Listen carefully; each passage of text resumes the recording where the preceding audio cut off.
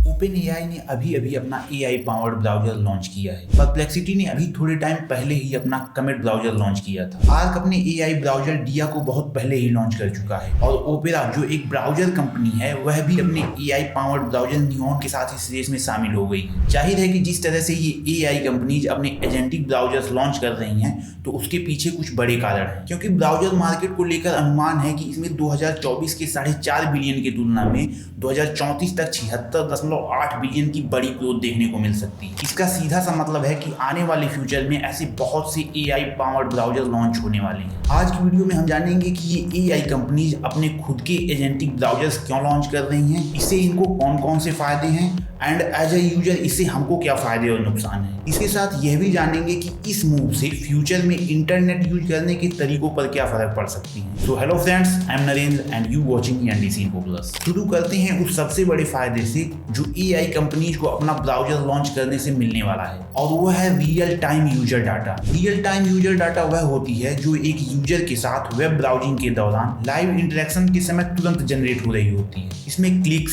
Searches, Scrolls, voice inputs या other interactions जैसी browsing behaviour शामिल होती है जो इंटरनेट यूसेज के समय तुरंत जनरेट हो रही होती है। रियल टाइम यूजर डाटा वह सबसे बड़ा कारण है जिसके कारण ये एआई कंपनीज अपने ब्राउजर्स बना रही हैं। ये कंपनीज अपने एआई मॉडल्स को लगातार और बेहतर और स्मार्ट करने में लगी हुई हैं, और इसके लिए इन्हें जिस चीज़ की सबसे ज़्यादा ज़रूरत है वह है high quality and valuable fresh data की। क्योंकि जो पब्लिक में अवेलेबल हाई क्वालिटी डाटा है जैसे internet content, book, research papers आदि, ये उन्हें पहले ही इस्तेमाल करके डेटा वॉल को हिट कर चुकी हैं। डेटा वॉल को एक्सपर्ट्स उस पॉइंट के रूप में देखती हैं जब एआई को ट्रेन करने के लिए हाई क्वालिटी और फ्रेश डाटा की कमी हो जाती है, क्योंकि एआई पहले से अवेलेबल हाई क्वालिटी डेटा से सब कुछ सीख चुकी होती है, और जो डेटा बचा हुआ होता है वो डुप्लीकेट या फिर लो क्वालिटी का होता है या तो प्राइवेट या कॉपीराइटेड कंटेंट होता है जिसे ये कंपनी चाह कर भी लीगली इस्तेमाल नहीं कर सकती। एंड इस डेटा वॉल को तोड़ने के लिए एआई डेवलपर्स को फ्रेश एंड डोमेन स्पेसिफिक जानकारी की आवश्यकता होती है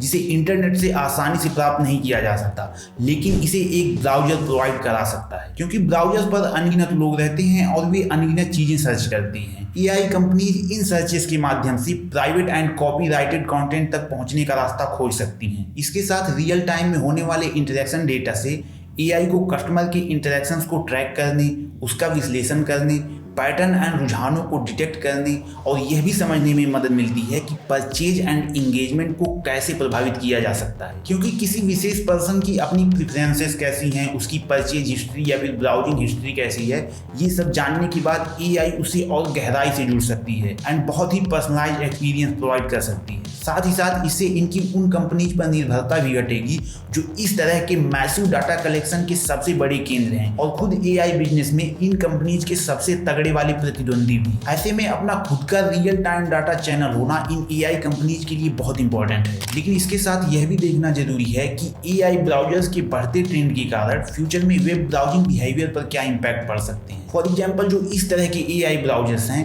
वे पुराने और ट्रेडिशनल लिंक बेस्ड या फिर टैब बेस्ड वेब ब्राउजिंग को रिप्लेस करने के लिए बने हैं। इनमें जब हम किसी जानकारी के लिए कुछ टाइप करते हैं तो ये किसी लिंक पर न ले जाकर बल्कि सीधे ही उसकी जानकारी हमारे सामने रख देते हैं। इससे फ्यूचर में ह्यूमंस की लिंक्स या वेबसाइट्स के साथ डायरेक्ट इंटरेक्शंस कम हो सकती हैं। मतलब वेब ब्राउजिंग आने वाले फ्यूचर में लिंक बेस्ड एक्सप्लोरेशन से एआई क्यूरेटेड सेशंस की ओर शिफ्ट हो सकती है, क्योंकि इन एआई ब्राउजर्स के अंदर एआई असिस्टेंट हैं जिन्हें एआई एजेंट्स या फिर ऑपरेटर कहते हैं, और इनको ऐसे डिजाइन करा गया है कि ये आवश्यक जानकारी को मल्टीपल लिंक्स या फिर वेबसाइट से खोज करके उन्हें क्यूरेट करके खुद ही यूजर को प्रोवाइड कर सकते हैं। इसीलिए परप्लेक्सिटी का कहना था कि इनका Comet browser seamless workflow experience provide कराने के लिए बना है, जो पुरानी लिंक बेस्ड ब्राउजिंग से बहुत अलग है और एफिशिएंट भी। यही कारण है कि एक्सपर्ट्स का मानना है कि इन एआई ब्राउजर के कारण सबसे ज्यादा नुकसान गूगल को होने वाला है, क्योंकि गूगल का बहुत बड़ा रेवेन्यू उसके एड बिजनेस से आता है जो पुरानी लिंक बेस्ड वेब ब्राउजिंग पर आधारित है। गूगल का सर्च इंजन और ब्राउजर दोनों में मोनोपोली है,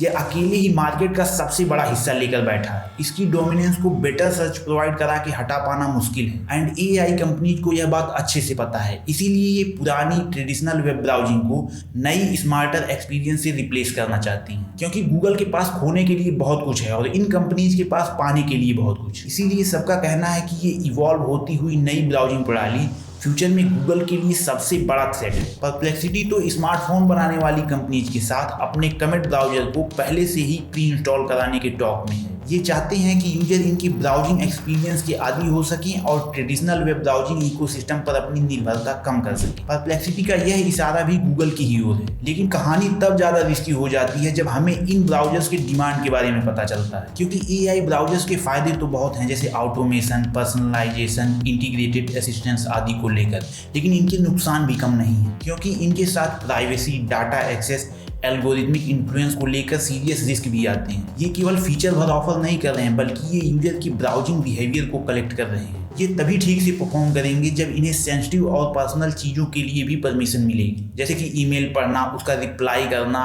फॉर्म फिल करना, प्रोडक्ट परचेज करना या फिर उसे सिलेक्ट करने में मदद करना, एक्सेट्रा एक्सेट्रा। ये वेकेशन प्लान कर सकते हैं और उसके लिए सारी बुकिंग वगैरह भी कर सकते हैं। मतलब फाइनेंशियल चीज़ों से लेकर पर्सनल चीज़ों तक और इवेंट्स तक भी ये सभी कुछ मैनेज कर सकते हैं। और AI के बारे में अभी जब हमें इतना पता भी नहीं है कि ये इन सब चीज़ों को लेकर कितनी रिलायबल है, तो इन ब्राउजर को इस लेवल की एक्सेस देना अपने आप में ही खतरनाक है। इनके पास यूजर की विशेष रुचियों की डीप जानकारी होने के कारण ये उसकी डिसीजन मेकिंग को ऐसे बहुत से तरीकों से इन्फ्लुएंस कर सकते हैं। और ऐसे ही बहुत सारी दिक्कतें हैं जो इन AI ब्राउजर्स के साथ आती हैं। इनकी एडवांटेज भी है कि ये रिक्वायर्ड इंफॉर्मेशन के लिए बहुत फ्लुएंट और एफिशिएंट है, पर प्राइवेसी, मैनिपुलेशन और एक असिस्टेंट पर इस लेवल की निर्भरता अपने आप में ही रिस्की साउंड करती है। तो हाँ, इस वीडियो के लिए यही था। वैसे आपकी इन AI ब्राउजर्स के बारे में अपनी राय क्या है, कमेंट बॉक्स में जरूर बताएं। और अगर वीडियो अच्छी लगी हो तो लाइक कर दें, चैनल को भी सब्सक्राइब कर दें। मैं आपसे मिलता हूँ अगली वीडियो में, तब तक के लिए बाय बाय।